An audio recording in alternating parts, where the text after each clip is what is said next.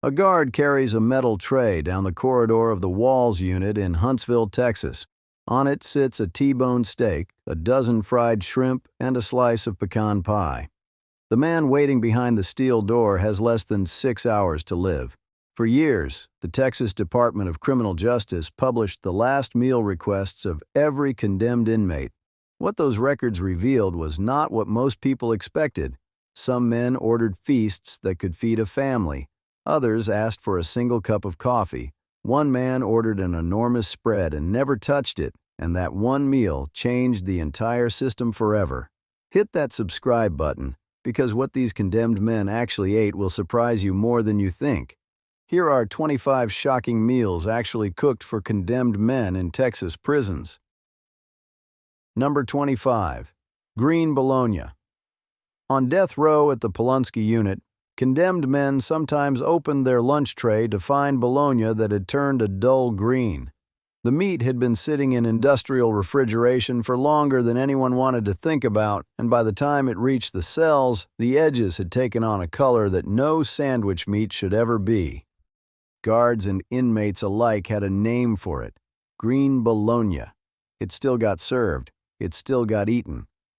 When a man has no commissary money and no alternative, he peels the bread apart, looks at what is inside, and makes a choice. Most of them ate it. The shocking part was not the color. It was that this was considered an acceptable meal for men the state had already decided to kill. Number 24. The VitaPro soy filler stirred into the ground beef. Starting in the late 1990s, the Texas Department of Criminal Justice began mixing a soy-based product into nearly every dish that called for ground meat: chili, sloppy joes, meat sauce, casseroles. The soy stretched the beef so far that men on death row said the texture changed completely. What used to taste like actual ground beef turned into something spongy, almost chalky, with a faint sweetness that did not belong. The portions looked the same on the tray, but the substance was different. Former kitchen workers on other Texas units described mixing the soy and beef together in enormous tilting kettles, blending them until you could not tell where one ended and the other began.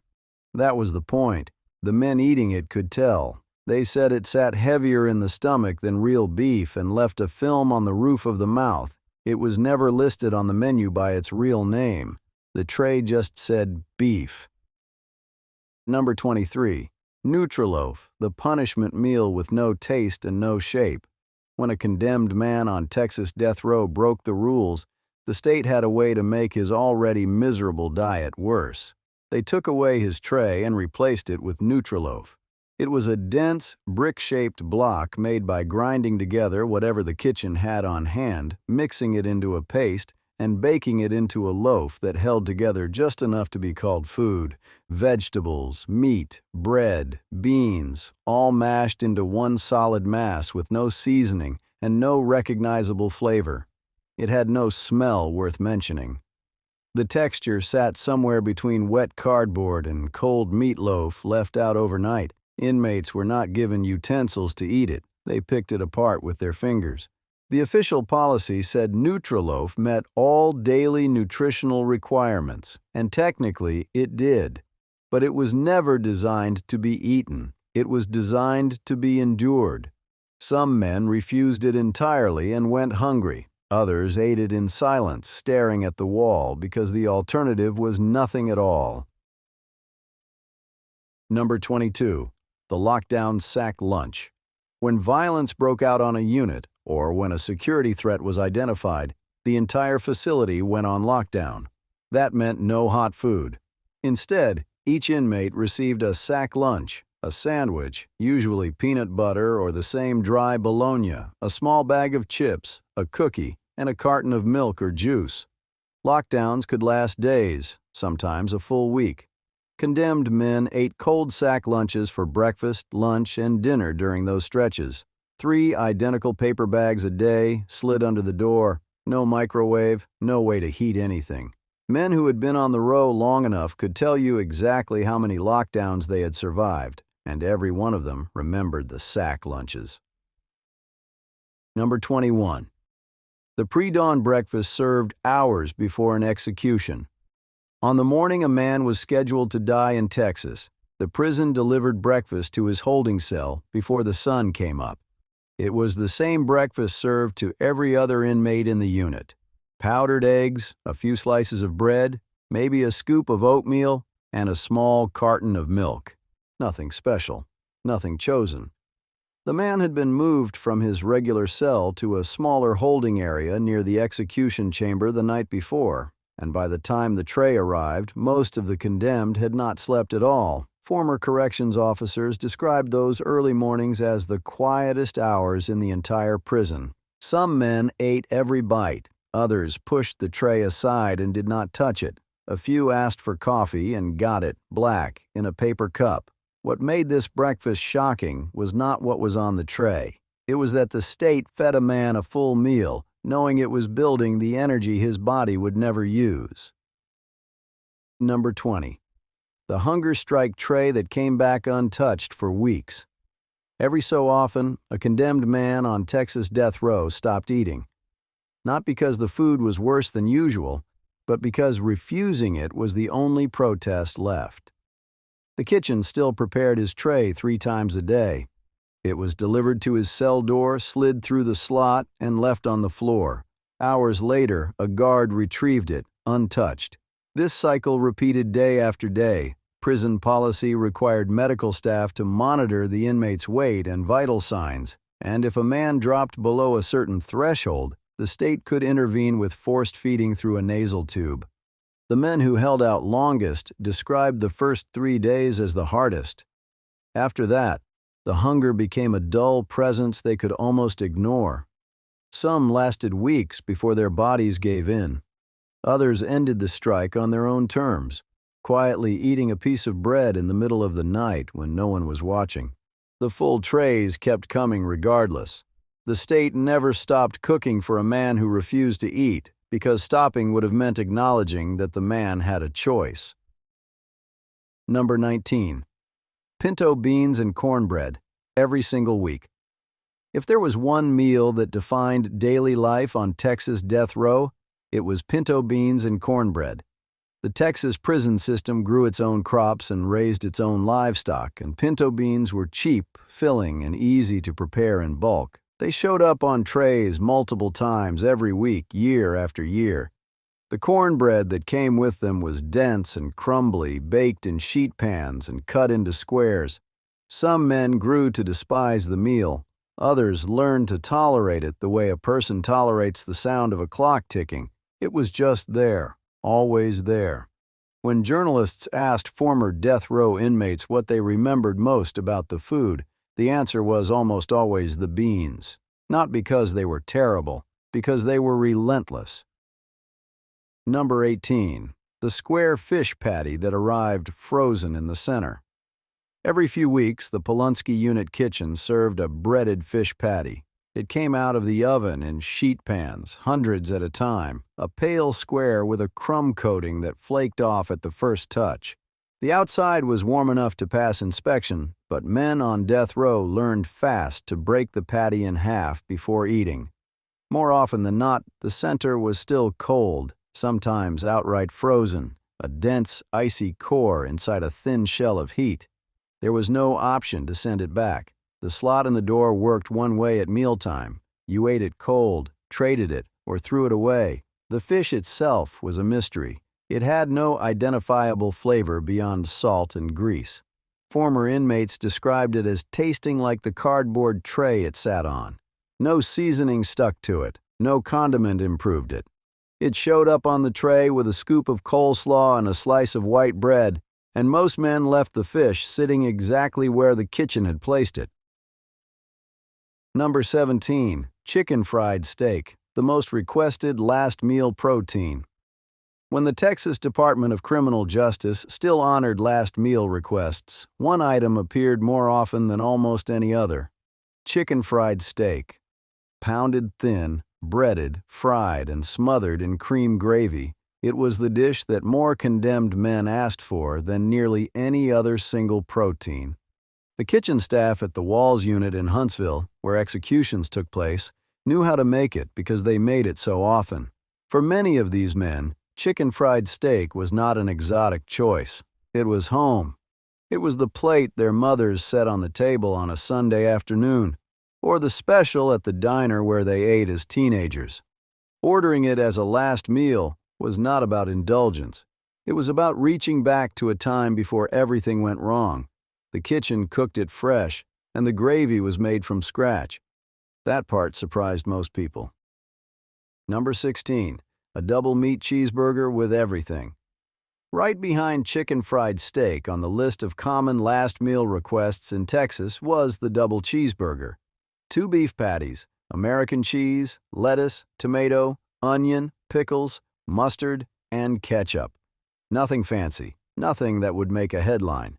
But it appeared again and again in the published records, requested by men of every background and every crime. The cheeseburger was the great equalizer of Texas death row. It did not matter what a man had done or how long he had been waiting. When the time came to choose a last meal, a remarkable number of them wanted the same thing any person might order at a drive-through window on a Saturday afternoon. The fact that it was ordinary was what made it shocking. These men were hours from death, and they wanted a cheeseburger. Number 15, a full container of ice cream. Multiple condemned men in Texas requested ice cream as part of their last meal. Vanilla was the most common flavor, but chocolate, strawberry, and butter pecan appeared too. The kitchen staff accommodated these requests when the flavor was available from the facility's food supplier. What made ice cream a striking choice was the logistics.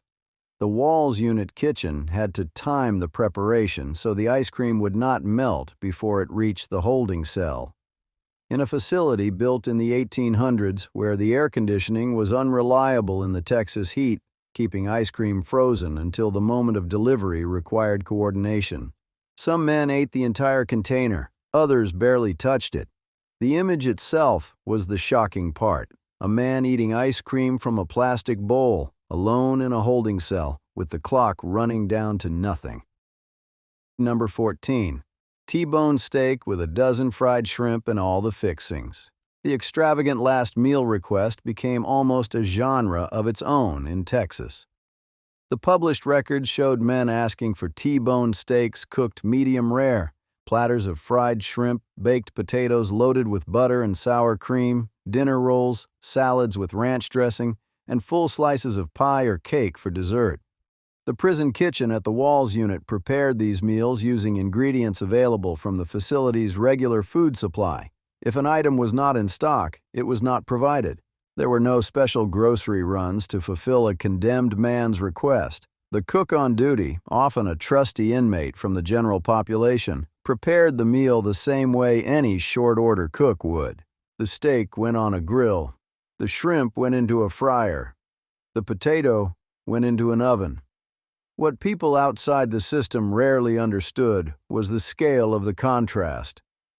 The man eating this meal had spent years, sometimes over a decade, eating the bologna sandwiches and mystery meat patties described earlier in this list. He had not tasted a real steak in years. He had not eaten fried shrimp since before his arrest. And now, hours before the state was going to end his life, someone was cooking him a meal that most working families in Texas saved for a birthday or anniversary. The steak came on a metal tray, not a plate. There was no tablecloth, no waitress, no candlelight. Just a man, a tray, and a meal that was simultaneously the best and the last thing he would ever eat. The guards who delivered these trays described the moment as one of the strangest parts of the job. They were handing a man a feast, knowing exactly what was coming next. Number 13, an entire pecan pie. Pecan pie appeared on Texas last meal lists with a frequency that surprised even seasoned corrections officers. The pie was Southern to its core, made with corn syrup, butter, eggs, and pecans baked in a standard pie tin by the prison kitchen. Some men requested it as dessert alongside a larger meal. Others wanted the whole pie and nothing else. Texas grows more pecans than nearly any other state in the country, and the nut was woven into the food memories of men who had grown up across the South and Southwest. For a man born in East Texas or the Hill Country, a pecan pie was not just dessert.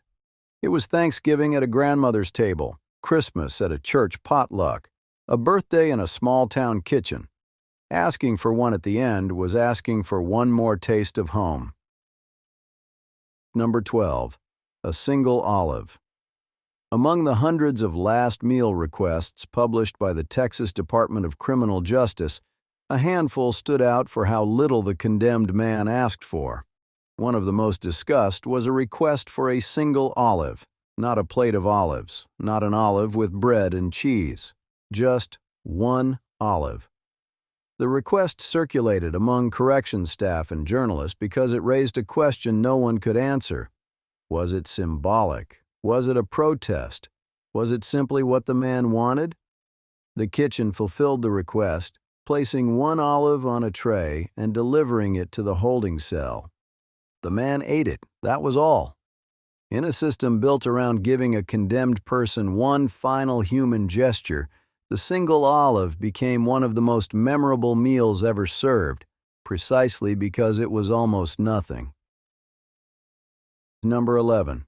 Fajitas with guacamole, pico de gallo, sour cream, and cheese. Texas death row reflected the state itself, and that included its food. A significant number of condemned men requested Tex-Mex as their last meal, and fajitas were among the most elaborate. The kitchen at the Walls unit grilled strips of beef or chicken, heated flour tortillas, and prepared sides of guacamole, pico de gallo, sour cream, shredded cheese, and refried beans. The meal arrived looking like something from a restaurant, which was exactly the point. These were men who had grown up eating fajitas at family cookouts, at roadside taquerias, at backyard gatherings on warm Texas evenings. The sizzle of meat on a grill was tied to memories of being free, being young, being part of something. Eating fajitas in a holding cell hours before an execution was a man trying to get back to that, even for a few minutes.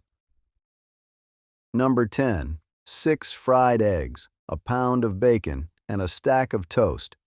Several condemned men in Texas chose breakfast as their last meal, regardless of what time it was served. The kitchen obliged, frying eggs to order, cooking strips of bacon until crispy, and stacking toast with butter on the side. These were not small portions. Some men asked for half a dozen eggs or more, with sides of hash browns, sausage links, and orange juice. It was the meal a man might order at a roadside diner at 6 in the morning after driving through the night. Choosing breakfast for a last meal was its own kind of statement. It was the meal that started a day, not ended one. Every person in the world wakes up and eats breakfast expecting to see the evening. These men ate breakfast knowing they would not. That inversion was what made a plate of eggs and bacon one of the most quietly shocking choices on record. Number 9. The kitchen detail, where condemned men cooked for other condemned men. The Texas prison system relied on inmate labor to run its kitchens, and that included the facility where executions took place. General population inmates assigned to the kitchen detail at the Walls unit in Huntsville were sometimes responsible for preparing last meals. That meant a man serving time for one crime might spend his afternoon grilling a steak for a man about to be executed for another. The kitchen workers knew what the meal was for. Everyone in the unit knew when an execution was scheduled. The date was posted, the routine shifted, and the kitchen received the last meal request on a standard form. The cook read the order, gathered the ingredients from the facility's pantry, and prepared the meal. Former kitchen workers who spoke publicly after their release described the experience as something that never became routine. Each meal was different. Each request carried the weight of a life about to end, and the act of cooking it felt like participation in something larger than a kitchen shift. Some cooks took extra care. They seasoned the steak the way they would season it for their own family. They made sure the pie crust was golden, not burned. Others tried not to think about it at all, treating the order like any other ticket on a kitchen line. What made this arrangement genuinely shocking was the intimacy of it. In most of the world, the relationship between a condemned person and the system that executes them is abstract, bureaucratic, distant. In the Texas prison kitchen, it was a man standing over a grill, cooking a meal he knew another man would eat before dying. That was as close as the system ever got to being human. Number 8. 2 whole fried chickens. The quantity requests were among the most striking entries in the Texas last meal records. Multiple condemned men asked for 2 whole fried chickens, and the kitchen prepared them, cutting, battering, and frying every piece. The trays arrived heaped with drumsticks, thighs, wings, and breasts, more food than one person could reasonably eat in a single sitting. Most of these men did not finish. The request was never really about hunger. It was about abundance, about the opposite of everything death row had been. For years, these men had eaten measured portions on metal trays. Now, for the first and only time, they could ask for more than they needed. 2 whole chickens was not a meal. It was a protest against scarcity, a last act of excess in a life that had been reduced to a cell and a schedule. Number 7. A fruit plate and a glass of juice. Not every last meal request was a feast.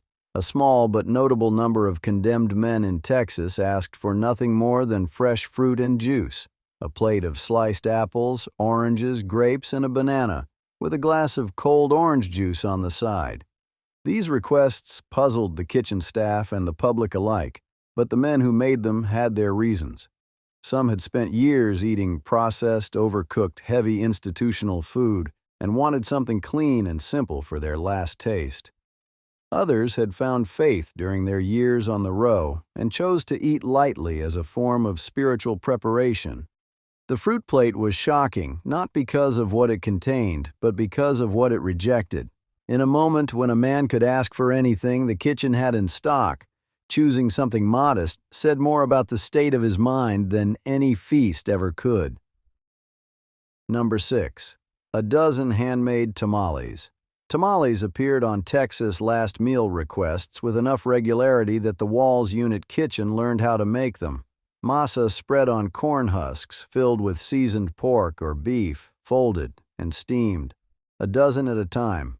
For men who had grown up in South Texas, the Rio Grande Valley, or the border towns where tamales were a family tradition, the request carried generations of memory.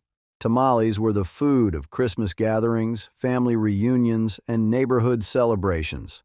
They took hours to make properly, and the prison kitchen did its best within the constraints of institutional cooking. The taste was never quite right. Former staff acknowledged that freely. But for a man who had not eaten his mother's tamales in 10 or 15 years, even a rough version was enough to close his eyes and remember a kitchen that smelled like home. Number 5. A jar of dill pickles and a single bottle of ketchup. Before Texas ended its special last meal program, some condemned men made requests that stopped the kitchen staff cold. One man asked for nothing but a jar of whole dill pickles. Another requested a bottle of ketchup as part of his final meal and drank it straight. These were not acts of defiance or performance. Former staff who worked the unit said the strangest requests were usually the most private. A man facing execution in a matter of hours was not thinking about impressing anyone. He was reaching for something specific, something only he understood. Maybe the pickles came from a jar his mother kept on the counter. Maybe the ketchup was the taste of a cookout decades earlier, before everything fell apart. The kitchen fulfilled the requests without comment. A guard carried the tray down the corridor to the holding cell, set it on the ledge, and walked away. The man ate alone. When the tray came back, the jar was empty and the bottle was dry. No one asked him why. In a few hours, it would not matter. But for that brief window, a condemned man in a concrete cell had exactly what he wanted, and what he wanted was something no one else in the world would have chosen. That quiet, inexplicable specificity was more unsettling than any feast. Number 4. a cheeseburger, French fries, and a Coca-Cola, because it was what his father used to buy him. Among the last meal requests that corrections officers remembered most vividly were the ones with a story behind them. One recurring theme in the records was the man who ordered something simple and specific because it connected to a memory from childhood: a cheeseburger, French fries, and a cold Coca-Cola. Not because it was the finest meal he could imagine, but because it was what his father used to buy him at a drive-in when he was a boy. The request was not about the food. It was about the last uncomplicated moment of his life, the last time everything made sense. Staff members who worked the walls unit described these meals as the hardest to deliver. The elaborate feasts were easier to carry because they felt like performance. The simple meals, the ones that clearly came from a real place in a man's memory, were the ones that stayed with the guards long after the shift ended. Number 3. A single cup of black coffee and nothing else. A small number of condemned men in Texas declined to order a last meal entirely, but accepted a cup of coffee. Black, no sugar, no cream, just hot coffee in a standard institutional cup. The request was recorded, the coffee was poured, and the man drank it alone in the holding cell. There was nothing ceremonial about it. Coffee was the most ordinary substance in the world. Every adult in Texas drank it. And yet, in the context of a death row holding cell on the day of an execution, a single cup of coffee became something else entirely. It was the last warm thing a man would hold in his hands, the last time he would feel steam rise toward his face, the last familiar taste before the taste of nothing. Choosing coffee was choosing to keep the end small, quiet, and unremarkable. That restraint was its own form of shock. Number 2. The standard tray, whatever everyone else is eating today. After the last meal program was abolished in 2011, every condemned man in Texas received the same food served to the general population on the day of his execution. That meant the final meal a man ate before being strapped to a gurney might be a bologna sandwich. It might be pinto beans and cornbread. It might be the mystery meat patty and canned green beans.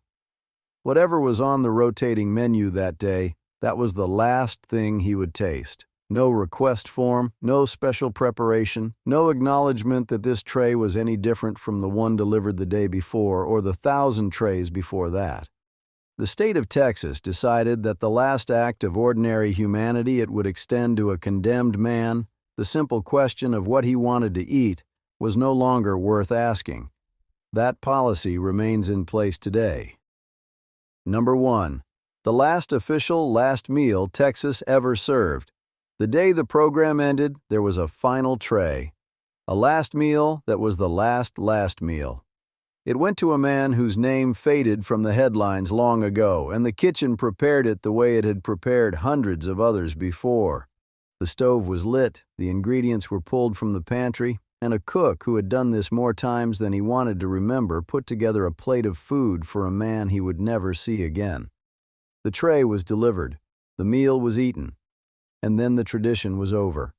No announcement, no ceremony, no acknowledgement from the state that something had changed. The kitchen simply stopped taking requests. What made this last meal the most shocking entry on this list was not what was on the tray. It was what came after. Nothing. From that day forward, condemned men in Texas ate whatever was served, the same as everyone else. The small, strange mercy of a chosen meal disappeared quietly, and the system moved on as if it had never existed at all. Every tray on this list tells a story that goes beyond food. It tells you what a man thinks about when the end is certain and the choices are almost gone. If one of these meals surprised you more than the rest, drop it in the comments. And if this is the kind of history you want to see more of, hit that subscribe button. Until next time.